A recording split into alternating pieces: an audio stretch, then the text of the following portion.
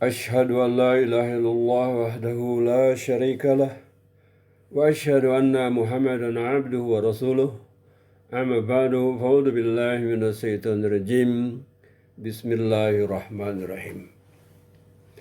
Dalam topik sebelumnya pun telah dibahas mengenai hubungan sifat rahimiyat Allah SWT, yakni Tuhan yang maha penyayang dengan akhlak Idul Qurba, dengan akhlak Idul Qurba, atau bisa juga dimulai dengan ihsan, kemudian meningkat kepada Idul Qurba, memberi seperti terhadap kerabat. Itu hubungannya dengan masalah rahim ibu, di mana di dalam surah Al-Hajj telah diterangkan betapa Allah SWT telah menjadikan proses penciptaan manusia di dalam rahim perempuan, rahim ibu, yaitu sebagai bukti tanda adanya hari kebangkitan. Adanya suatu hari kebangkitan, khususnya di alam akhirat setelah manusia secara jasmani mati. Allah Subhanahu wa ta'ala berfirman dengan menyebut manusia, Ya ayuhan nas in kuntum fi raibim minal ba'si. Dikatakan, hai manusia, jika kalian merasa ragu tentang kebenaran adanya kebangkitan kembali setelah kalian mati, maka ingatlah bahwa kami sungguh telah menciptakan kalian dari turab, dari suatu debu tanah, kemudian melalui proses rububiyah, makanan yang dimakan oleh manusia itu berubah. Laki-laki bisa menjadi nutfah setetes air mani, kemudian di dalam setelah bercampur dengan sel telur perempuan di dalam rahim akan berubah menjadi segumpal darah. Kemudian dari segumpal darah berubah lagi menjadi sepotong daging. Sebagian telah berbentuk dan sebagian lagi belum berbentuk. Supaya apa? Supaya kami dapat menampakkan kekuasaan kami kepada kalian.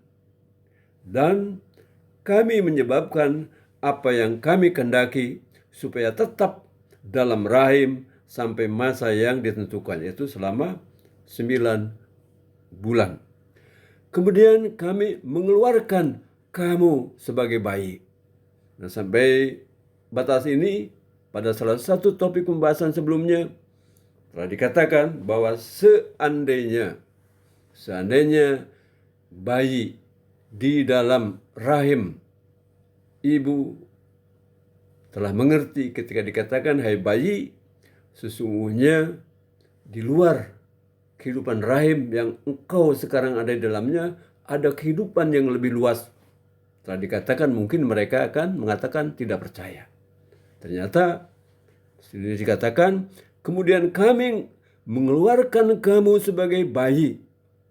Kemudian kami memelihara kamu supaya kamu mencapai kedewasaanmu.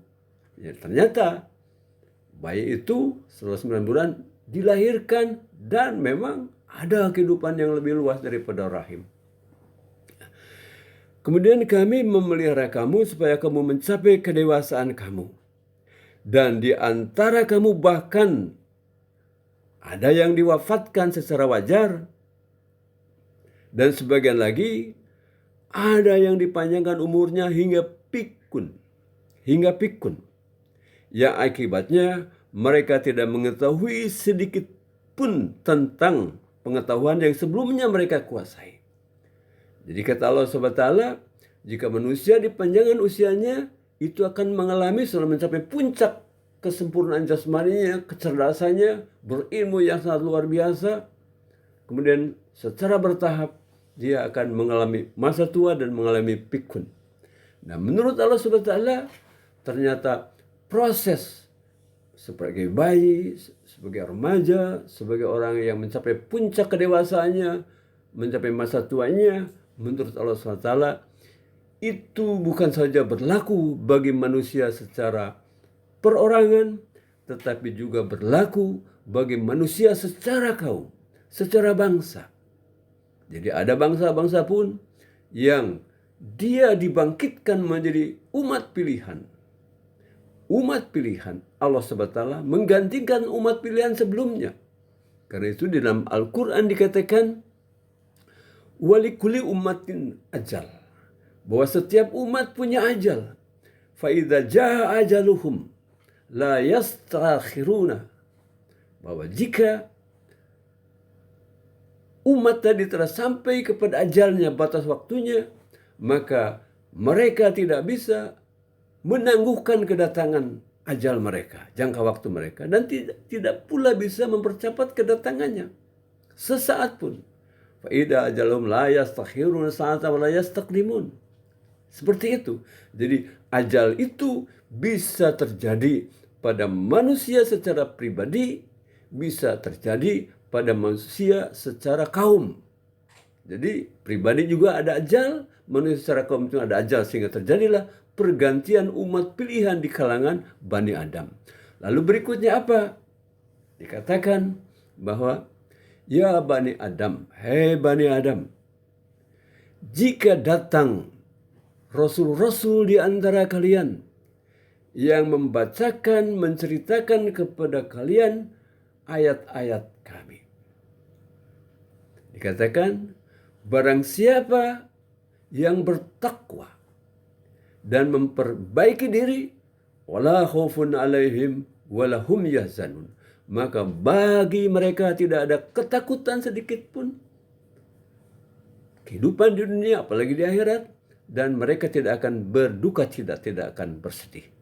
Tapi dikatakan, tetapi orang-orang yang berlaku takabur terhadap tanda-tanda Allah, yaitu Rasul dalam hal ini, karena di antara seluruh tanda-tanda keberadaan, kekuasaan Allah yang ada di seluruh langit dan bumi ini, tanda Allah yang paling sempurna adalah Rasul, para Nabi Allah. Jadi para Rasul atau Nabi Allah itu adalah tanda keberadaan Allah Ta'ala yang paling mulia. Sebab apa? Sebab kalau tanda-tanda berupa alam semesta, ya manusia sendiri yang harus mentafakurinya, baru kita bisa mengerti. Karena alam tidak pernah berkata secara langsung.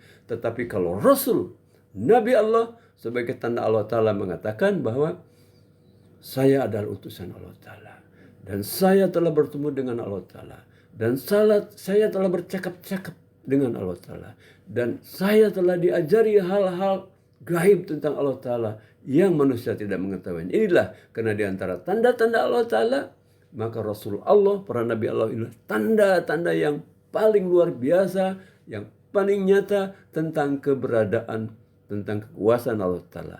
Cuman sayangnya, sebagaimana dalam ayat berikutnya, barang siapa berlaku takabur terhadapnya, maka kehidupan mereka akan berakhir dengan api. Nah begitu juga ketika bayi dilahirkan, ternyata dia benar ada kehidupan yang lebih luas. Tapi bayi tidak bisa seperti binatang, bayi manusia itu. Kalau binatang begitu dilahirkan, bisa mencari susu ibunya untuk minum, bisa kadang-kadang bisa berlari-lari. Tetapi bayi manusia itu ketika dilahirkan betul-betul harus mengalami rububiyah, sifat rububiyah Allah SWT yang diperagakan oleh kedua orang tuanya. Diasuh sedemikian rupa dari bayi menjadi bayi 3 tahun, bayi 5 tahun, menjadi remaja dan seterusnya. Sampai mereka memang sudah bisa hidup mandiri. Nah itu adalah sifat rububiyah Allah Ta'ala yang diperagakan oleh kedua orang tua. Atas dasar inilah sebelum ini telah dikatakan, Allah telah berfirman bahwa jika dalam hidup kalian, wahai anak-anak keturunan manusia, kedua orang tua kalian hidup bersama kalian dan berusia panjang, dan bahkan mengalami keadaan pikun, sehingga kembali keadaannya seperti anak-anak kecil, mungkin saja menimbulkan kejengkelan, ketidaksabaran.